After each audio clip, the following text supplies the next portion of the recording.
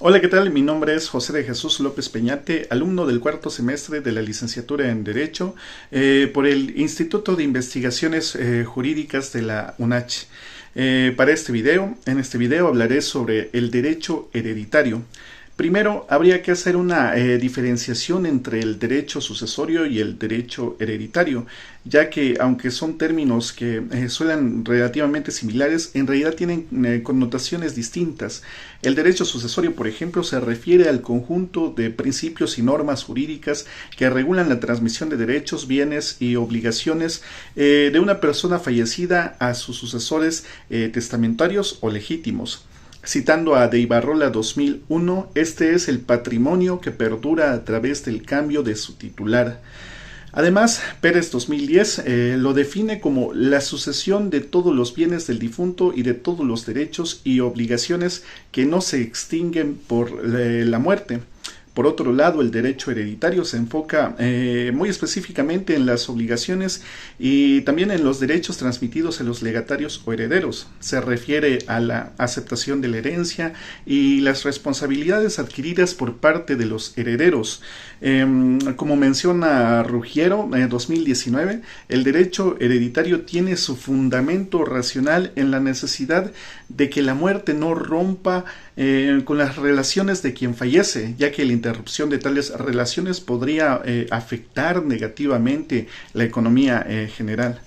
Ahora bien, existe una división de la sucesión en particular y universal. La sucesión particular implica que el legatario adquiere a título particular con responsabilidades limitadas según lo estipulado por el testador.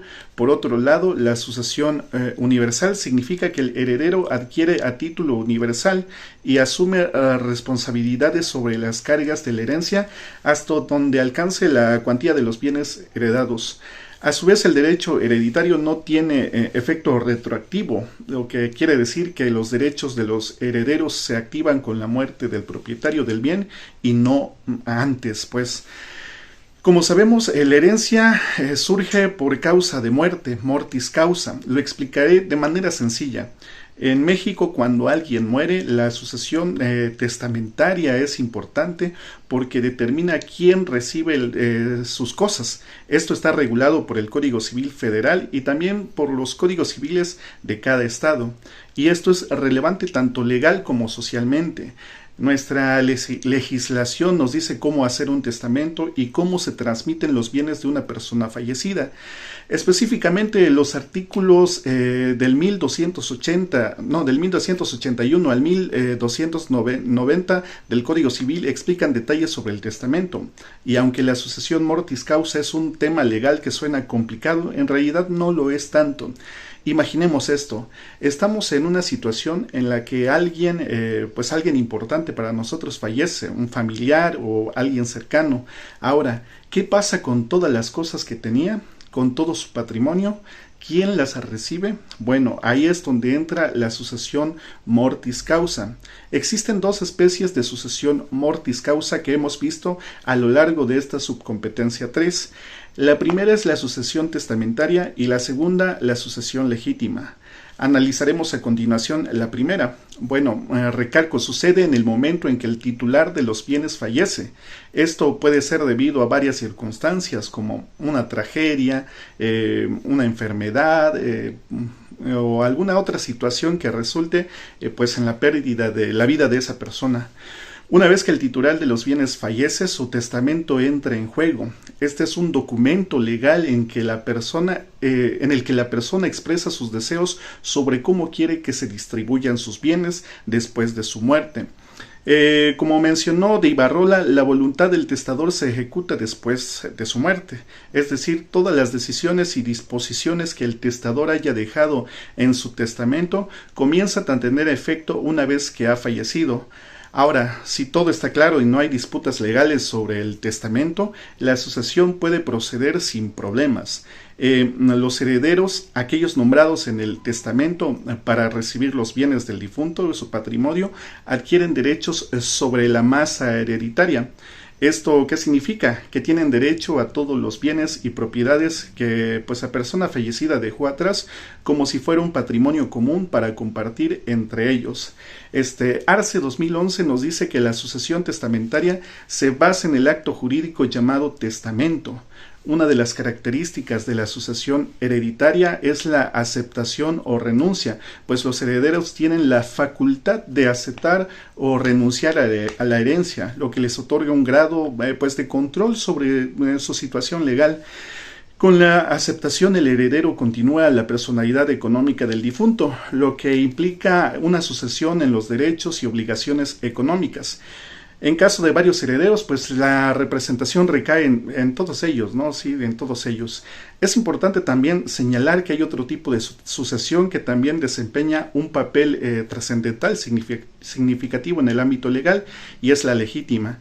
Esta modalidad se da en situaciones en las que el difunto no dejó un testamento válido que especifique sus deseos sobre la distribución de sus bienes. Cuando una persona fallece sin haber otorgado testamento válido, la ley pues entra en acción para determinar quiénes tienen derecho a heredar los bienes del fallecido. Este escenario se presenta cuando el difunto no manifestó expresamente su voluntad en papel respecto a la disposición de sus bienes en vida. En el marco jurídico prevalece el principio de libre disposición de los bienes, lo cual implica que el individuo tiene la facultad de decidir cómo desea distribuir sus activos.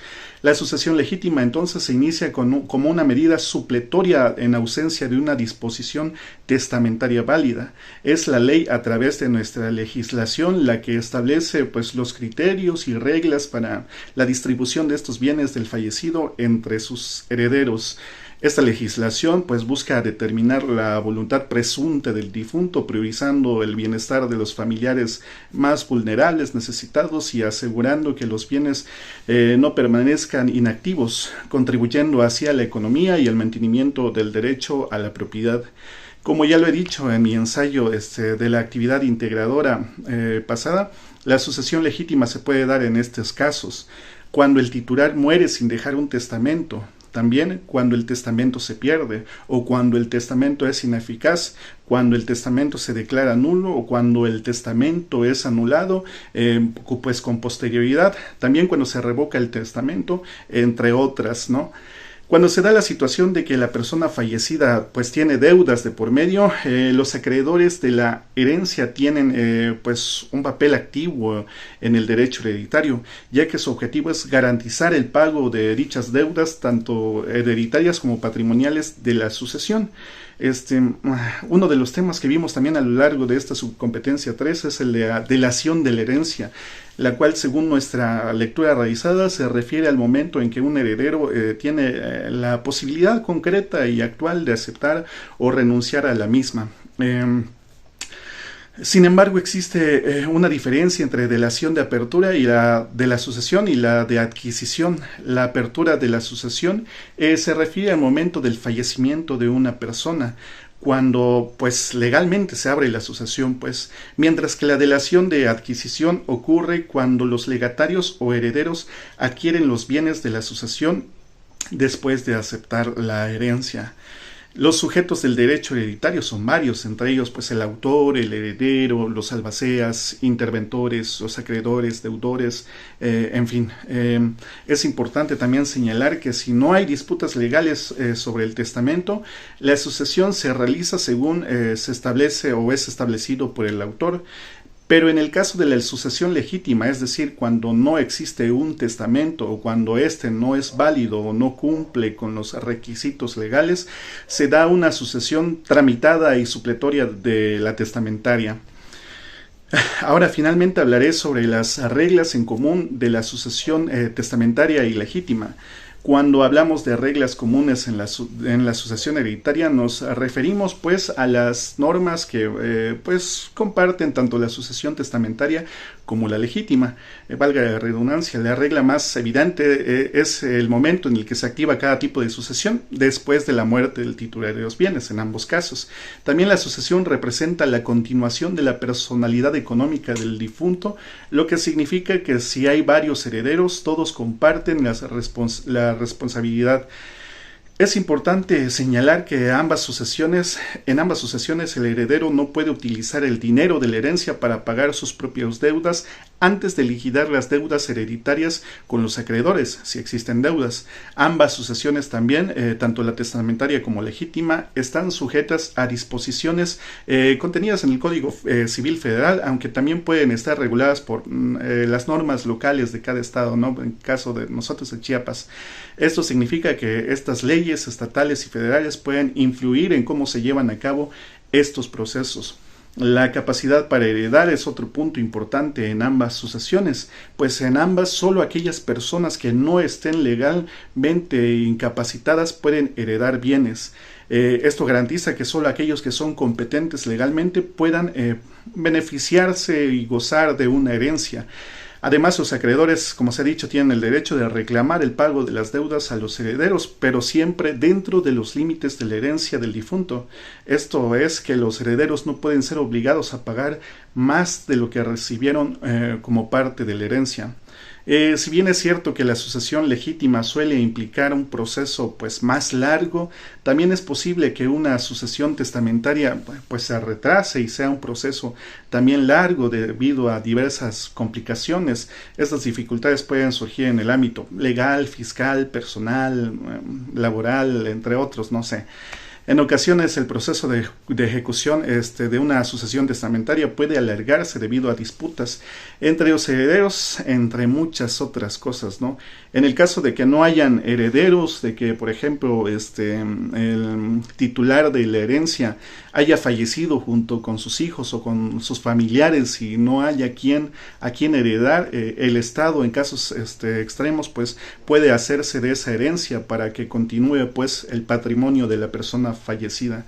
Pues eso sería todo de mi parte. Espero que haya sido un poco completo esta exposición. Muchas gracias. Soy José de Jesús López Peñate y estamos a la orden.